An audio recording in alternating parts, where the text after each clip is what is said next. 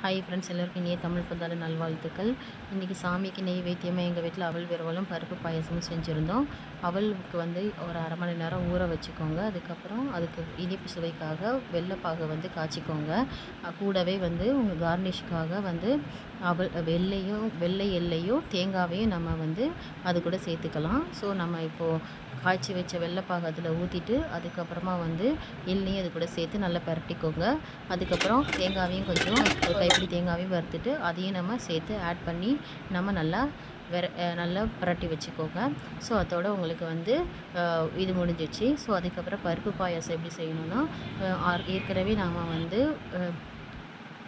ஏற்கனவே நம்ம ஜவ்வரிசி ஊற வச்சுருக்கோம். அதை நல்லா வேக வச்சுக்கலாம். அதுக்கப்புறம் ஒரு குக்கரில் பருப்பையும் நல்லா வேக வச்சு எடுத்து வச்சுக்கிட்டோம். இப்போ இந்த பருப்பை ஜவ்வரிசி கூட சேர்த்து மிக்ஸ் பண்ணிக்கோங்க. நல்லா மிக்ஸ் பண்ணதுக்கப்புறம் இதுக்கு தேவையான வெள்ளைப்பாகையும் தனியாக காய்ச்சி வச்சுருக்கோம். இப்போ அந்த வெள்ளைப்பாகை நம்ம மிக்ஸ் பண்ண இதில் நம்ம சேர்த்துக்கலாம். சேர்த்துட்டு நல்லா மிக்ஸ் பண்ணிக்கோங்க. அது கூட கொஞ்சம் ஒரு பிஞ்ச் தேங்காய் துருவலையும் சேர்த்து நல்லா மிக்ஸ் பண்ணிக்கோங்க. நல்லா மிக்ஸ் பண்ணதுக்கப்புறம் கொஞ்சம் அது கூடவே கொஞ்சமாக ஏலக்காய் பொடி சேர்த்து நல்லா மிக்ஸ் பண்ணிக்கோங்க. அதுக்கப்புறம் ஒரு ஸ்டவ்வில் ஒரு கடாயில் 2 ஸ்பூன் நெய் ஊற்றி அது கூடவே முந்திரி பருப்பையும் காஞ்சி திராட்சையும் நம்ம வறுத்துக்கலாம். காஞ்சி திராட்சை நல்லா வந்ததுக்கப்புறம் அதையும் நம்ம பருப்பு பாயாசத்தோடு சேர்த்து ஆட் பண்ணிக்கலாம்.